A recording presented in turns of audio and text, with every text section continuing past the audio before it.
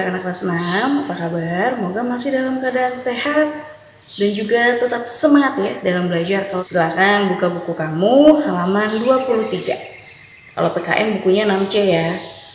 Oke. Nah, di halaman 23 hari ini ya kita akan mempelajari tentang contoh sikap bertanggung jawab terhadap hak. Kalau kemarin kita udah belajar nih tentang pengertian dari hak dan beberapa contoh hak yang kamu miliki di rumah, di sekolah, dan juga di masyarakat. Nah, itu sudah kamu kerjakan dan semuanya udah keren, udah mantap pemahamannya ya dari latihan yang sudah kalian kerjakan. Nah, hari ini kita belajarnya contoh sikap bertanggung jawab terhadap hak. Artinya ya, saat kita melakukan atau saat kita mendapatkan hak, kita kan melakukan suatu kewajiban ya. Maka kewajiban dulu baru adanya hak. Kalau pengen dapat disayang sama orang tua, jelas kita harus bersikap sopan santun, menuruti perkataan orang tua, kan demikian. Kalau mau mendapatkan nilai yang baik, hak mendapatkan pelajaran, ya mendapatkan pendidikan, maka kita harus belajar intinya. Nah, kan seperti itu. Nah, di sini di halaman 23 ini akan memberikan suatu gambaran bagi kamu, kira-kira kamu memahami tentang bertanggung jawab terhadap hak ini seperti apa. Nah, di sana ada sebuah teks ya di halaman 24 biar kita lebih memahami apa sih maksudnya tanggung jawab terhadap hak kita ya.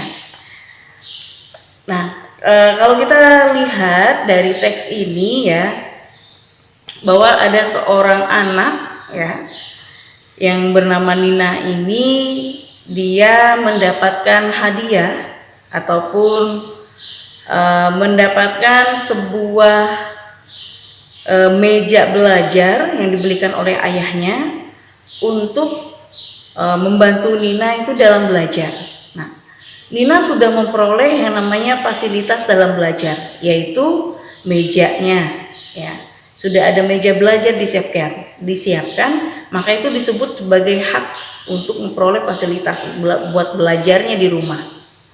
Maka tanggung jawab dia adalah menjaga meja belajar itu untuk tetap baik, rapi. Kemudian jika menggunakan barang apapun yang diletakkan di atas meja itu, setelah selesai maka dia harus merapikan. Nah, itu merupakan tanggung jawab dia terhadap haknya ya. Haknya adalah memperoleh fasilitas tadi.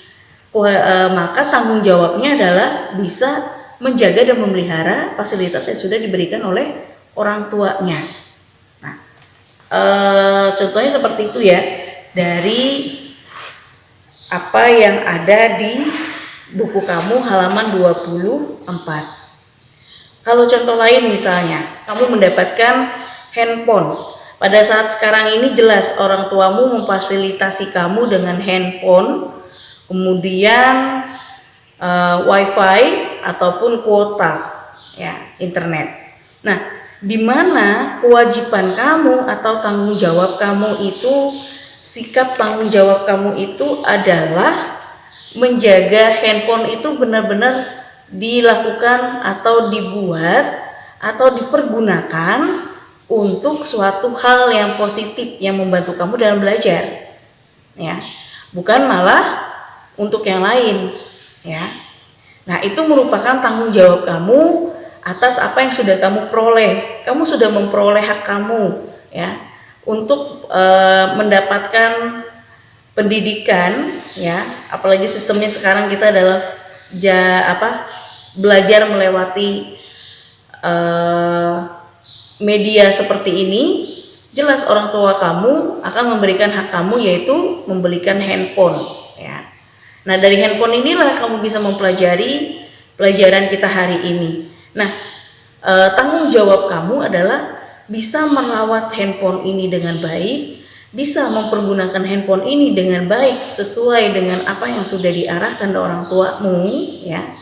Itu adalah tanggung jawab kamu terhadap hak yang sudah diberikan ya.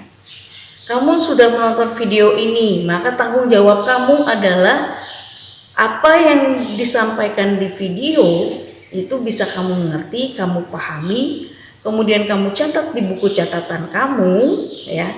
Jika ada latihan, kamu kerjakan latihannya. Nah, hal itu juga merupakan tanggung jawab dari apa yang sudah diberikan orang tuamu.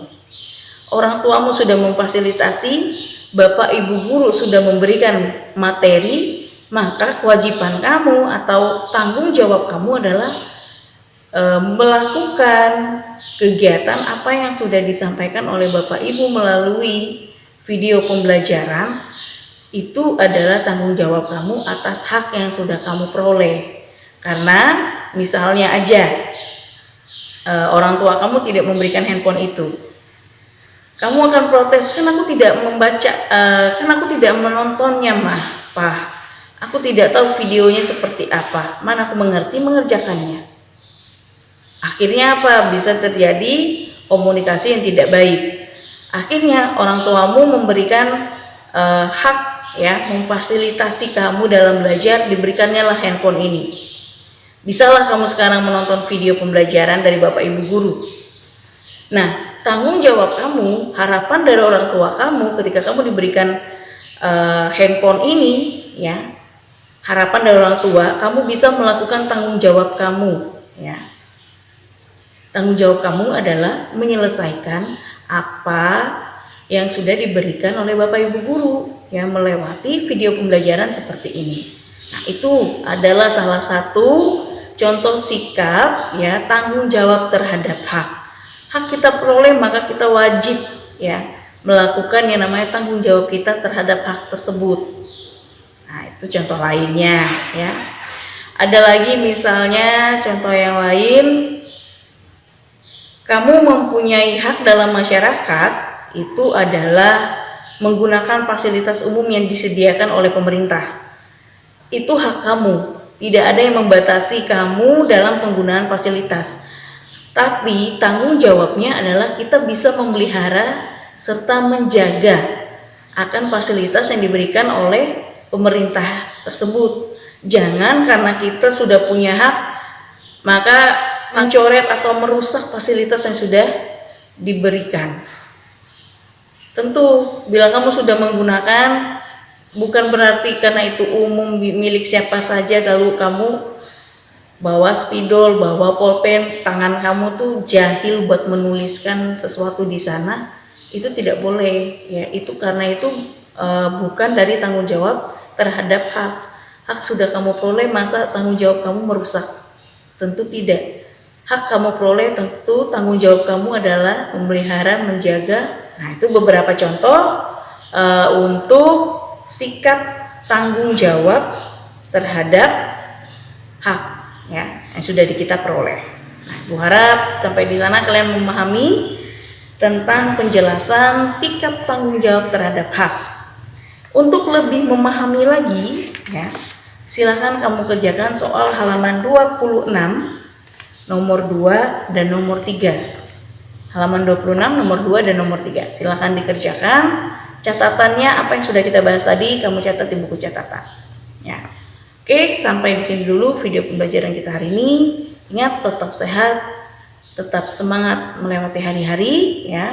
Dan tidak lupa selalu melakukan protokol kesehatan dengan cara selalu menggunakan masker, selalu mencuci tangan, serta jauhi kerumunan orang banyak. Sampai di sini dan sampai jumpa.